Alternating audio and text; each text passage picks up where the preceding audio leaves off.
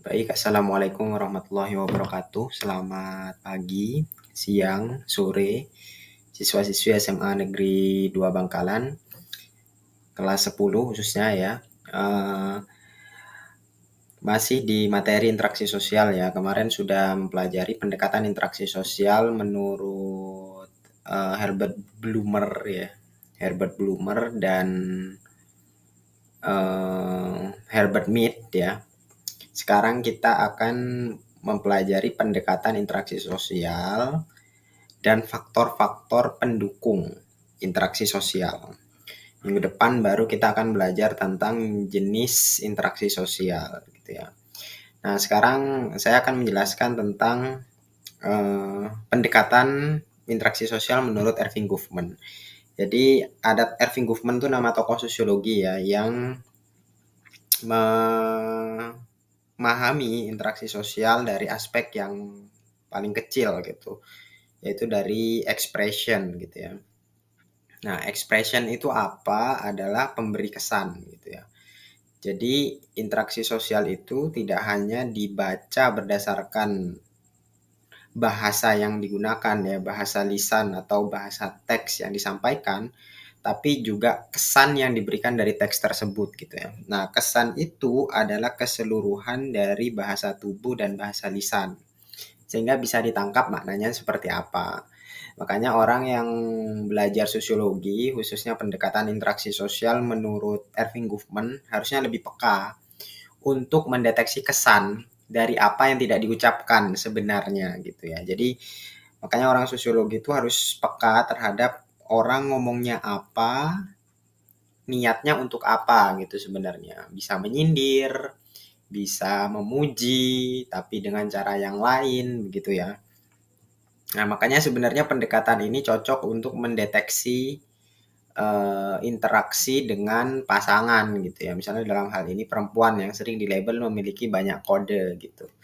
Nah, jadi bukan tentang apa yang terucap gitu ya, tapi tentang niat yang ingin disampaikan dari ucapannya yang seringkali berbeda gitu. Misalnya begini ya, contohnya di modul kalian itu ya, kesan yang diberikan dan kesan yang dilepaskan gitu ya. Contohnya berucap terima kasih. Nah, ucapan terima kasih itu adalah kesan yang diberikan oleh seseorang kepada kita gitu ya.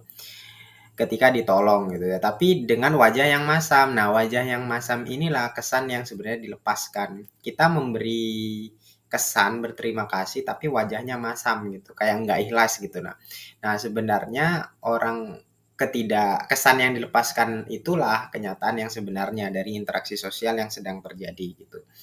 Makanya orang yang belajar sosiologi khususnya dalam hal ini pendekatan interaksi sosial Erving Goffman tidak mudah percaya dengan apa yang terucap gitu ya, tapi dia akan cenderung lebih percaya dengan apa yang dihasilkan dari keseluruhan ucapan dan bahasa tubuhnya gitu ya. Jadi nada bicaranya dan seterusnya. Nah, karena itu yang lebih akurat daripada kata-kata yang diucapkan gitu ya. Seperti misalnya sarkas gitu ya. Sarkas itu apa ya? Satir gitu ya, menyindir gitu ya. Oh iya, apa si paling si paling pintar, si paling rajin. Sebenarnya kan itu bukan sebuah pujian ya, meskipun kata-katanya pujian. Tapi kesan yang dibangun dari kata si paling itu menunjukkan sindiran bahwa kita tidak suka dengan tindakan dia yang seperti itu gitu ya. Nah, itu pendekatan interaksi sosial menurut Erving Goffman.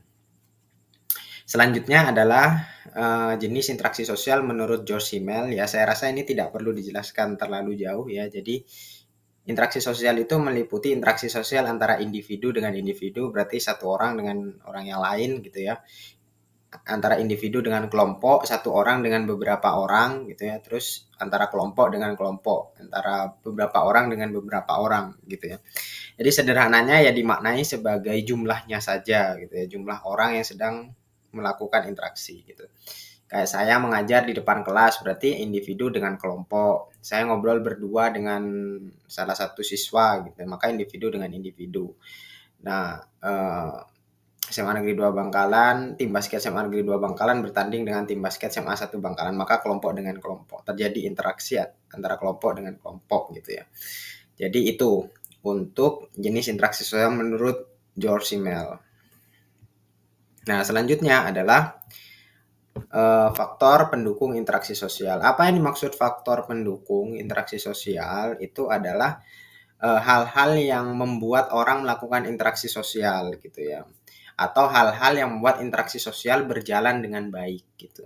Atau hal-hal yang membuat interaksi sosial terjadi. Disebut faktor pendukung. Yang pertama adalah imitasi. Imitasi itu adalah eh, sebuah upaya meniru tapi tidak sepenuhnya gitu ya. Kayak misalnya barang imitasi gitu ya. Kalian mungkin pernah mendengar ya kayak barang imitasi, imitasi dari iPhone, imitasi dari apa misalnya ya barang-barang branded gitu ya. Nike dan seterusnya gitu ya. Apa KW-nya begitu ya. Barang imitasi. Nah, itu kan sebenarnya meniru ya dari barang yang sebenarnya, tapi tidak sempurna dengan kualitas yang lebih rendah atau dengan sedikit perbedaan, tapi niatnya meniru begitu. Nah, dalam interaksi sosial juga demikian gitu. Makanya sebenarnya secara kita tidak sadar kita itu meniru orang lain yang sering ngobrol dengan kita. Makanya kenapa kita itu cara bicaranya, cara berjalan, cara berpakaian itu atau fashion gitu ya atau gaya duduk gitu ya atau sikap atau karakter itu mirip sekali dengan ibu kita atau ya, ayah kita gitu karena ya dengan mereka kita sering berinteraksi. Nah, itu adalah faktor yang mendukung kita untuk menjalin interaksi sosial gitu. Terus yang kedua sugesti. Sugesti itu adalah keinginan sebuah upaya untuk mempengaruhi orang lain secara tidak sadar untuk mengikuti keinginan kita. Jadi kita mensugesti gitu orang lain untuk melakukan apa yang kita mau gitu. Nah, sugesti ini sebenarnya teknik sugesti ini sebenarnya sering dipakai dalam iklan gitu ya. Jadi iklan-iklan itu yang berusaha membuat kita untuk membeli produknya, maka dan kita berhasil membeli dan pada akhirnya kita membeli produknya, maka sebenarnya kita sudah mengalami proses interaksi sosial yaitu sugesti gitu ya. Dipengaruhi oleh faktor sugesti sehingga terjadilah proses jual beli itu gitu. Kayak misalnya kita nonton apa artis favorit kita pakai sebuah produk gitu, terus kita beli gitu. Nah, itu adalah bentuk sugesti. Nah, itu faktor pendukung interaksi sosial sehingga kita berinteraksi dengan apa produk-produk tersebut gitu ya, dengan penjual, dengan pembeli sehingga kita membeli produk tersebut. Nah, sekarang banyak tuh kan influencer-influencer gitu yang beli ini guys, ini enak sekali gitu. Satu suapan seras-ras langsung kena, langsung nendang pedasnya dan seterusnya. Sehingga kita tersugesti dan kita membeli produk tersebut gitu. Nah, terus yang ketiga adalah identifikasi. Identifikasi ini sama seperti imitasi, dia upaya meniru orang lain tapi sempurna gitu. Berusaha sesempurna mungkin. Jadi dia mengidentifikasi orang yang mau dia tiru, terus dia melakukan hal yang sama sepersis mungkin gitu ya. Nah, di situ ada proses identifikasi. Nah, kalau imitasi tadi dilakukan secara tidak sadar atau tidak langsung, kalau identifikasi dilakukan oleh orang lain untuk meniru orang yang lain secara sadar dan secara langsung. Jadi kayak kalau kalian mengikuti Dikta dan Yono Bakri gitu ya. Yono Bakri kan berusaha mengidentifikasi gaya fashionnya Dikta meskipun wajahnya jauh berbeda. Tapi itu adalah bentuk identifikasi karena dia berusaha semirip mungkin dengan sengaja dan dengan totalitas, dengan seutuhnya gitu. Terus juga cosplay ya. Jadi cosplay karakter anime tertentu atau artis tertentu atau karakter fiksi yang lain gitu. Semirip mungkin, maka itu adalah bentuk identifikasi dan itu sudah bentuk interaksi sosial gitu. Itu mendukung adanya interaksi sosial. Terus simpati, simpati itu adalah tenggang rasa ya. Tenggang rasa sebuah rasa untuk berusaha memiliki perasaan yang sama dengan orang lain gitu. Jadi ketika ada orang lain bersedih, kita turut bersedih gitu untuk menghargai perasaan sedihnya, untuk paling tidak bisa menjadi teman untuk kesedihannya gitu. Jadi dia nggak sedih sendirian, itu simpati namanya. Sedangkan empati itu level up dari simpati, bahwa tidak hanya ikut merasa sedih, tapi berusaha membantu atau memperbaiki keadaan gitu ya. Misalnya teman kita sedang bersedih diputusin pacarnya gitu. Kalau simpati, kita hanya turut bersedih ya. Semoga kuat, aku juga ikut sedih kok gitu. Aku juga kesal sama pacarmu itu gitu ya, karena mutusin kamu. Nah, itu simpati namanya. Tapi kalau empati dia level up. Eh, aku turut bersedih ya. Gimana kalau aku traktir bakso gitu? Gimana kalau aku traktir es krim gitu? Jadi ada act out ya. Ada tindakan gitu ya. Jadi empati itu act of service gitu ya. Sedangkan simpati itu word affirmation gitu ya kurang lebih ya. Jadi kalau simpati itu kata-kata doang untuk menenangkan kita bahwa untuk menenangkan teman kita bahwa kita juga ikut bersedih gitu. Sedangkan kalau empati itu level up, ada act of service-nya gitu, ada tindakannya gitu yang membuat dia bisa kehilangan kesedihannya dengan apa yang sudah kita lakukan. Gitu ya.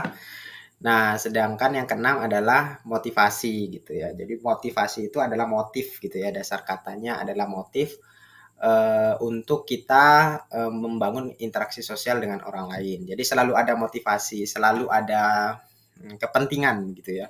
Selalu ada hal yang dituju gitu ya untuk kita menjalin interaksi dengan orang lain. Entah tujuannya adalah PDKT, mengimitasi, mensugesti, mengidentifikasi, atau bersimpati atau berempati. Yang jelas setiap menjalin interaksi sosial pasti ada motivasi di baliknya, pasti ada motif, ya, pasti ada kepentingan di balik itu. Nggak mungkin tiba-tiba berinteraksi. Bahkan basa-basi pun ada motifnya. Apa motifnya dari basa-basi? Ya mencairkan suasana, mengakrabkan diri, agar situasi tidak hening, agar situasi tidak awkward gitu ya. Jadi itu faktor-faktor pendukung interaksi sosial. Nah, tugasnya sekarang adalah